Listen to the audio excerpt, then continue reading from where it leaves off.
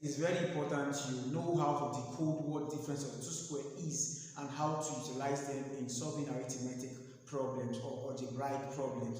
Hello viewers, today we want to talk about difference of two square and how we can go about it and how it can help us in solving mathematical problems. Now when you say difference of two square, what it literally means, if we use a and b to represent it, is b. A squared minus b squared is equal to a minus b times a plus b. So this is what it literally means. You can see difference of two squares. These are two squares, and when you factorize this, you get this. When you expand this expression here, you end up with this result. Now let's quickly do the expansion so you can see clearly how it is. So if I expand these two guys, let's expand a minus b, a plus b. By expanding, a times a is a squared, a times minus ab, b times this will give me ab, and this times will give me minus b squared.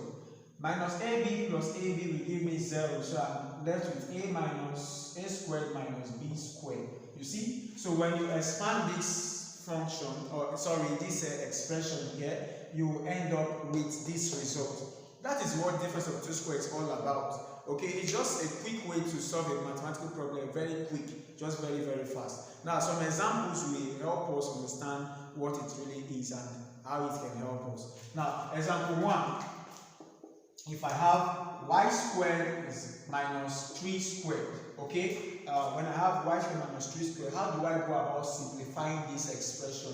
What it is, by difference of two squared, this is just like my a and this is just like my b. Like you can see, when you have something squared minus another squared, you can easily take them without their square. You see a minus b without the square anymore, and take it as a plus b. So that is how to decode difference of two squared. So in this case, this is just like my a and this is just like my b. So I will just go ahead and take y without the square, okay, and I will take 3 without the square. Then I also come again and take y without the square, then plus 3 without the square. This is the answer to this question.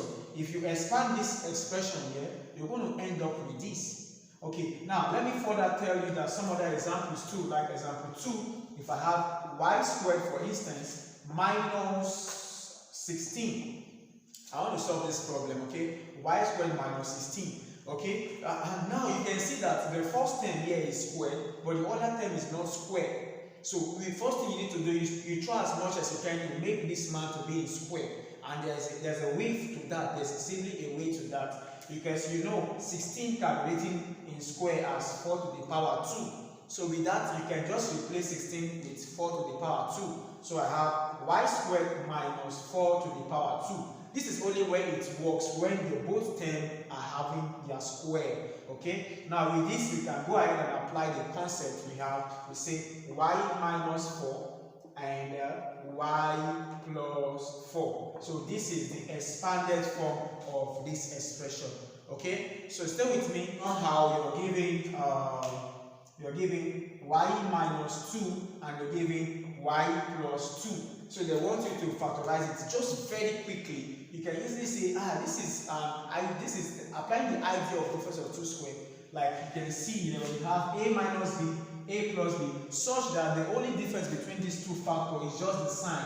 You can easily take this man and square it, minus take the other guy and square it. So you can see now that the only difference between these two factors is the sign. So I can easily take this one and square it, y squared, then minus, I take this one and square it. So this is the expanded form. Or you can go further and say y squared minus 4, because 2 squared is 4. Okay, so this is how you can solve problems on difference of two squared. Okay, yeah. So our next example will be a kind of challenging. So stay with me to the next example. This is our next example, y squared minus 3. We want to solve this problem. We want to expand this expression. So how do we go about that? You can see that the first term here has no issues. It's half is squared, but the other term here has issue. There's no square. And in fact, it is very difficult for you to put 3 or to write 3 in a form of square if you don't know the principle I'm about to show you right now. And let me show you something that you can write x. You can express x in this format. Okay, you can really express a value in this format. In other words, For instance, if I have a 2, I can express 2 in the power of square as square root of 2, then all square. What this thing means is that the square can cancel out the root and you're back to 2. Okay, so you can express any number in this format just to have the square, and that is what we really need in this question. We just want 3 to be in the form of a square. So we write 3 as this. 3 now will be expressed as square root of 3 all square. As if to say the square can cancel out the root and you're back to 3. So literally you have not changed what 3 is. It's just the same as 3. So I'm going to rewrite 3 in this format. So I'm going to have y squared minus square root of 3 all square.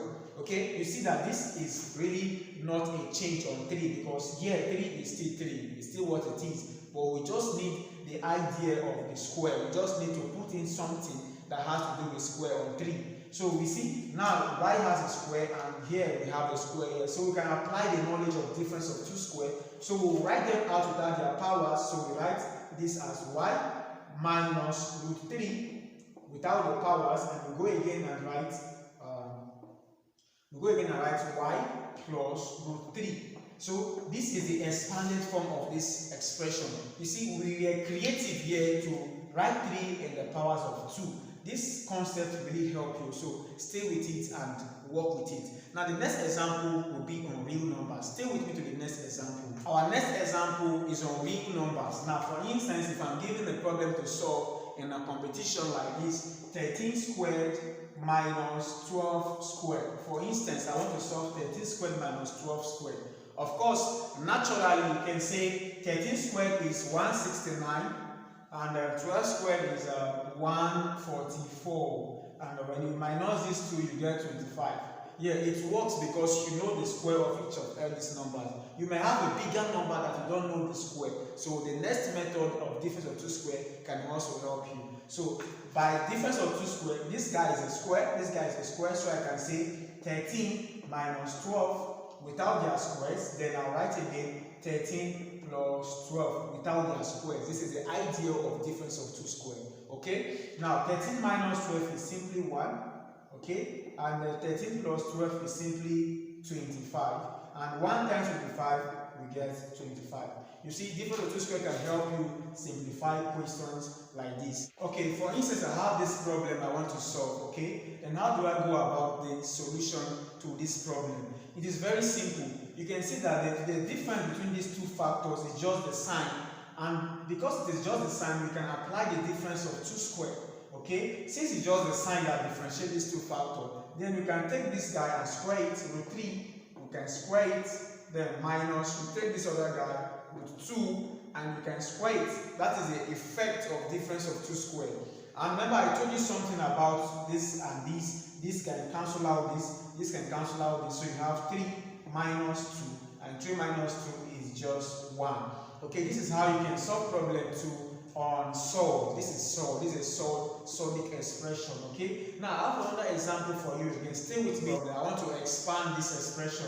How do I go about that? You can see that the difference between these two factors is just the sign, and that is how we get to know about difference of 2 square. When the difference between the two factors is just a sign, you can go ahead and take one of this and square it, and take the other guy and square it. That is the result. So you can see that 7 and 7, this guy and this guy is what we will square.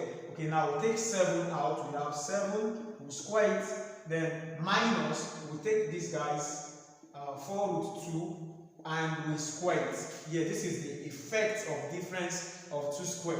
Now 7 squared is 49. Okay, and here we apply our knowledge in indices. This is just like 4 squared and 2 squared. This is just like 4 squared and also root 2 squared. That's, we are sharing the power on these factors, on these guys in the parentheses. So 4 squared is this and root 2 squared is this. So we go ahead and say 49 minus 4 squared is 16 times this guy will cancel out this guy, so we have just 2 inside, and 16 times 2 we have 49 minus 32.